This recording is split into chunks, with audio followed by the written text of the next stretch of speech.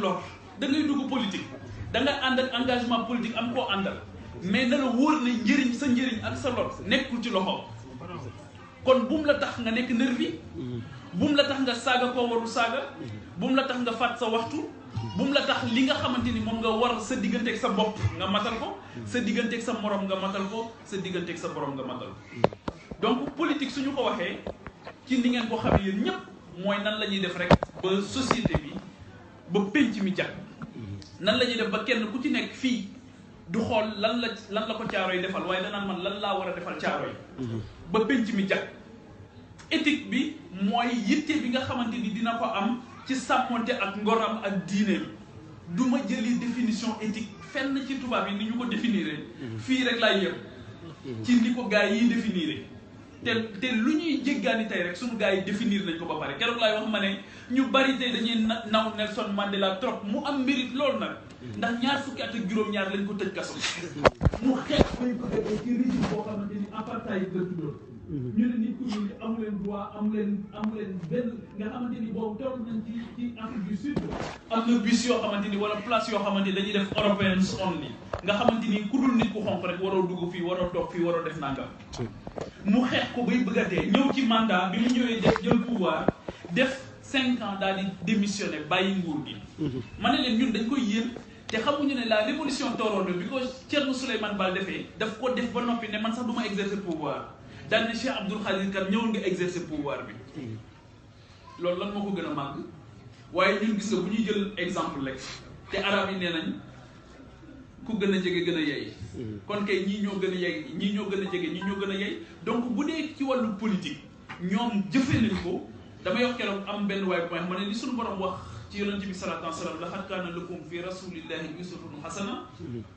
ma ne ko tey jii noonu ni ko yonent bi sallallahu alayhi wa sallam ni ko Cheikh Ahmadou Bamba Khadim Rasoul doon ne aussi fondamentalement et à tout point de vue loolu moo tax lépp loo xamante ni yonent bi sallallahu alayhi wa sallam defoon na ko Cheikh Ahmadou Bamba Khadim Rasoul def na ko son implication ak le fait que mu exercer la plénitude de sa citoyenneté au sens propre du mot amul lenn loo xamante ni dinañ ko sikki sàkk gis ngeen implication digganteem ak ni nga xam noonu la dimbalee li nga xam moom mooy régime bi fi nekkoon surtout ci wàllu xaalis bi ngir ñu bañ ko dévaluer ndax boobu baaxuloon ci li nga xamante ni moom mooy ñi nga xamante ni ñoom ñoo dëkke woon réew mi waaye gis ngeen jamono bu nekk amul réchigné wul ci tâcham ndax rupture boo xam ne indi na ko ci wàllu dundun tasawuf ndax tasawuf moom rupture fondamentale bi mu ci indi mooy lu ko jiitu gars yi bu daan dund tasawuf dañ daan aajowoo génn biir nit ñi dem ci àll bi nekk fa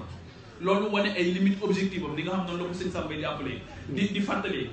ci ki nga xamante ni moom mooy Balham ak ki nga xam moom mooy Bilsis suñu borom ñoom ñu wane ci seen limite moom tasawufam mooy da ngay ñëw intéressé wu sur la marche de la société loolu moo taxoon mu am projet de société daal ne moom nii la gis ne noonu la ñuy def ba vulnérabilité yi nga xamante ni am na ci couche de la société lu ci mel ni jigéen ak xale te ñaar yooyu réew moo xamante ni justice amu fa ñaar yooyu la ñuy gën a nërmeel loolu moo tax nga dégg sëñ Saliou Mbacké appelam bu am solo boobu mu defoon bi mu ñëwee nekk Cheikh Ahmadou Bamba Khadim Rasoul mu ne jox leen ma ndaw ñi ma def ci ñoom li Serigne Touba daan def ci mag ñi bu nee li Serigne Touba daan def ci mag ñi da cee jublu rek ci ñi nga xamante ni ñoo fi jiitu woon ndaw ñi waaye ñooñu Serigne Touba daan tàggat ba mu leen daan tàggat ci fleur de l'âge la ñuy toll comme nii ndax yéen ñëpp a ngi fàttaliku bi muy yónni Mame Thierno Ibra Fati muy dem ci Merlin di jëflanteeg moom di waxanteeg moom boobu Mame Thierno Ibra Fati il était à la fleur de l'âge amaguloon 30 ans ci li nga xamante ni wala ci lay toll ci li nga xam loolu la histoire jàngale donc di wane rek ne exercer la plénitude de notre citoyenneté loolu du génn diine benn yoon politique mënul génn diine benn yoon waaye su fekkee ne dañu ne politique bii nii ñu koy pratiquer ci Sénégal bii nga xamante ni dañ la wax ne la jaayal sa ngor ak sa diine wax dëgg fa yàlla su boobaa nga bàyyi leen ko nag waaye quel est l'enjeu boo ko déggee mooy lan la ñuy perte ak lan la ñuy gagner ci waxtaane politique ak éthique ci weeru koor lenn rek moom mooy enjeu bi mooy dañoo bëgg waxaat ak xel yi waxaat ak xol yi ci wax leen ne mënul ñàkk ngeen impliqué wu dans la vie de votre société de votre communauté waaye mënul ñàkk it ngeen protéger seen diine ak seen ngor mu nekk dialectique bu xaw a doy waar surtout ci Sénégal nan ngay def ba sa yitte ndax loolu mooy fondé yoonu murit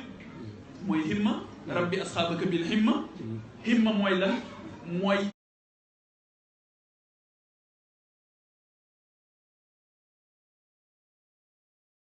itte ju màgg joo xamante ni nit ki dina ko am ci am ngërëmal suñu borom mooy niyatu mooy yéene ju màgg ngir am ngërëmal yàlla mooy iraada mooy namm ngërëmal yàlla nga boole ko azm muy dogu waaye nga am hadaf nag mooy objectif boo xamante ni objectif bu leer la jóg dox ci tànk yu dëgër ànd ak woy ak dëddu ak dëddu gu mat sëkk te loolu lu am solo la ci définir ko ci lan mooy dëddu jamono yi ndax dégg naa bëri na xale yoo xamante ni waaw dañuy tàmbali rek di jaalimatu fu ñu toll ak yooyu ba rapport yi nga xamante ni war na seen diggante ak seen soxna dootuñu ko def maanaam rapport humain yi nga xam war na seen diggante ak seen soxna dootuñu ko def mënatuñoo xam nan la ñuy téye seen papa ak seen yaay te diine ju la xañ rafetal sa diggante ak say wéyjur perte nga la nga doon ci wër c'est fondamental wa qadaa rabbuka allaa ta'budu illaa iyyaahu wa bil waalidayni ihsaanan la suñu borom tamit donc bala ngay nekk citoyen bu modèle ci biti mais foog nga am éthique ci biir kër gi tamit gestion la politique la kër gi tamit li sa bàyyi di xëy di daw suba ba ngoon jot politique la rek mooy politique pour nga lekk ba suur politique pour nga faju politique pour nga am un mieux-être ak benn bonheur boo xamante ni war nga ko am léegi soo réglé wul politique bi foofu mais soo génnee ci biti nan nga koy réglé ndax boo génnee ci biti li nga namp rek moom ngay toxtamti ko xaw ma nu ko mag ñi di waxee donc li nga namp rek moom ngay génn ci biti donc ñu ci bari comportement bi ñuy am ci biti ci biir la gën a jégee dayoo dañuy génn ci biti nag pour exploser parce que ci biir duy nañ ci ba fees dell donc loolu moo tax foog ñu dellu ci xam-xam loolu moo tax foog ñu dellu ñaar la l'islam xeex boo xamante ni daf leen déclarer guerre mooy réer ak ñàkk nangu ci benn loolu moo tax mu ne dem leen wuti xam-xam doonte da ngeen dem ba Chine yonente bi sallallahu alayhi wa sallam mu déggaat ci ne sàkku xam-xam farata la ci yéen farata nag xam naa ci ni ko borom xam-xam yi di définir mooy loo xam boo ko deful am ay daan yu la ci fekk donc le savoir il anoblige loolu la Cheikh Anta Diop di wax dafa wax ne chercher du savoir dafa wax ne il faut ngeen wut xam-xam ba egg ci benn violence boo xamante ni di ngeen ko teg seen bopp parce que bu ngeen ko deful dinañ leen teg violence boo xam di ngeen xam ne wut xam-xam bi jarul na te violence boobu mooy oppression morale oppression psychologique mooy li Cheikh Anta Diop di wax mooy aliénation parce que doo xam sa bopp te boo xamul sa bopp doo mën a maîtriser rapport bi ngay am ak keneen donc kii ñëw ne dafa bëgg nga ànd ak moom ci politique mais bu fekkee yow réere nga sa bopp kay mënoo xam rapport bi ngay entretenir ak moom donc xam sa bopp dafa am solo te hadiisul qudsi yi sax daf ñu ci engagé man xarafa nafsuhu xarafa rabbuhu bu ngeen xamee seen bopp sax xam seen borom kon xam sa bopp nag du looy jóg rek jëm ci xam naa ne du lu yomb donc loolu moo tax mu mat a def ay taxaw seetlu loolu moo tax thème bi am pertinence am parce que dañuy bëgg li tubaab yi di wax que man en tout cas tey je vais dormir moins bête bu fekkee ne am na ci loo xamante ni dimbali nañ la ci nga gën koo xam gën ci yeewu gën a sa jublu nga mën koo wëlbati donc rapport bi ngay entretenir ak kii ñëw di sàkku ak yow rapport bi ngay entretenir ak sa bopp d'abord rapport bi ngay entretenir ak sa morom rapport bi ngay entretenir ak sa borom rapport bi ngay entretenir ak sa nation sa communauté rapport bi ngay entretenir ak président de la république ak ministre ba ak député ba ak maire bi tant que xamoo sa bopp mënoo xam rapport bi ngay entretenir ak moom te bu dee réere nga sa bopp mooy commencé nga nag ci ñàkk éthique doo xam lan mooy éthique donc loolu nekk loo xamante ni lu am solo donc xam-xam bi fondamentalement mënta ñàkk beneen bi mooy ñàkk waaye ñàkk xam-xam sax ñàkk la du ñàkk bu ñu ko waxee léegi rek dañuy foog ne matériel la waaye ñàkk xam-xam ñàkk la ñàkk diine ñàkk la ñàkk ngor ñàkk la ñàkk donc ñàkk dafa bari ba ci ñàkk nag li nga xamante ni moom mooy koppar xaalis mooy li sëñ Moussa Ka di wax nag ñàkk sax dafa bon ci waaju baax kon nag waaju bon xam naa ne tabarkàlla bu fekkee ne ñàkk baaxul ci waaju baax ku baaxul xaw ma fu mu jëm donc loolu moo tax l'islam xeex réer waaye l'islam xeex fondamentalement li nga xamante ni moom mooy ñàkk donc loolu moo tax tey jii ñëpp war a jël combat yooyu tamit xam ne seen combat la ndax combat yi woon démb mooy combat yi tey ba tey li sëñ Moussa Ka di wax naan ña noonu woon sax njool makka ñoo noonu tey yi njool Mbàkke donc combat yi du changé xam naa comme ndogoo gi waaj a jot jaañee neeg ña ngeen ni moom duñ dégg de ah xam naa fi ne dootuñu dégg dara donc man maa fóote man maay leen di jégalu bu baax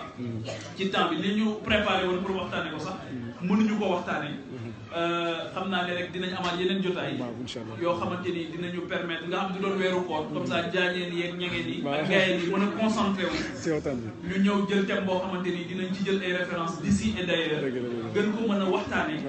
waaye di leen gërëm di gërëm aussi sama benn jëwriñ boo xam ne moo nga fi fekk tey mooy sëñ Ndiaga Seck waaw mooy koo xamante ni léppam Serigne Touba la jàmbaare lool waaw ñuy ñaan suñu borom lépp lu mu ci bëgg rek yàlla suñu borom defal ko ci lu kawe jortam di jégalu bu baax thème bi xam naa ne épuisé wuñ ko waaye bu fekkee am naa message bu may bàyyi daal surtout ak ndaw ñi mag ñi sañu ma leen digal waaye ndaw ñi mooy nañu gën a góorgóorlu ci xam-xam waaye xam-xam yëpp nag waxuñu rek nga xam ni ngay jullee xam ni ngay wooree daal di ciy yem waaye nga xam-xam yëpp bu leen yemale seen bopp fenn ci wut xam-xam kuñ ne ci ku ci système éducatif Sénégal gëmloo tamit ne dàq nañ la école boobu ñu la dàq tekkiwul dara ndax nit ñi toll nañ tey ci am diplôme yu gën a kawe te ñoo gën a nulaar lu yàlla bind donc système boobu ñu leen gëmloo ne leen mooy bu baax bi bu leen ko gëm lu fa nekk dem leen xami ko waaye buñ leen gëmlee tey ne parce que dafa bëri ci banlieue décrochage scolaire dem leen ngeen jàngi leneen mën ngeen koo xam lu ñu xam ci français mën ngeen koo xam ci arabe ba pare gën ñu koo dàq ci français donc wuti leen xam-xam yëpp xam leen lépp lu ngeen war a xam bu leen yemale seen bopp fenn donc di leen gërëm bu baax di leen sant di leen jégalu bu baax di wax asalaamaaleykum wa rahmatullahi taala jërëjëf waaleykum salaam sëñ Ba bi xam naa comme ni ko waxee daanaka waxtu yi daf ñoo xaw a njatt ba xëy na développement bi du mën a nekk xam naa bu ñu dogee rek xëy na ñu julli bu ñu jullee dañ ko am ay question parce que am na ay question yu jot ñëw yoo xam ne ñu def doon xaar waaw yoo xam ne nee nañ ñoo bëgg nañ nga analyser lu mel ni suppression poste premier ministre bi wala assemblée nationale wax ñu fi posé ak ci wàllu thème bi ñuy waxtaanee maanaam politique ak éthique surtout ci Sénégal ndax buñ jaay jàpp ni képp kuy politique rek yaay ci wax dëgg dina am xam naa yooyu daal ci tënk bu ñu paree xaw ma fu ñu jëlee temps suñu sama xaw ma dañu jëlee ba pare waaw bu ñu jëlee ba pare xëy na ñu toogaat le temps que gars yi séddale ndox yi rek suñu part bi ñu toll ci question yooyu ñu soog a kërte daal bi incha allah te xam naa comme waxtu julli dafay xaw a jege mën nañoo waajal ku nekk fi nga toog rek nga waajal julli suñ jëlee ba pare ñu toogaat noonu ñi nga xam ne ñooy saytu ndox yi moom ñoom nañ ko ne seen liggéey rek jarul ci boole wax ju bëri yooyu su ko defee ñëpp mën a ànd ak daal ci mën déglu waxtaan bi ñi nga xam ne si xaalis yéen yor organisation bi mën ngeen séddale seen ndox rek ngeen ko daan def su ko defee li ci am solo mooy ñu bañ ko boole coow rek xam naa kon ñu waajal waxtu bi suñu noppee soog a tontu ci laaj yooyu soog a njëkk ci dara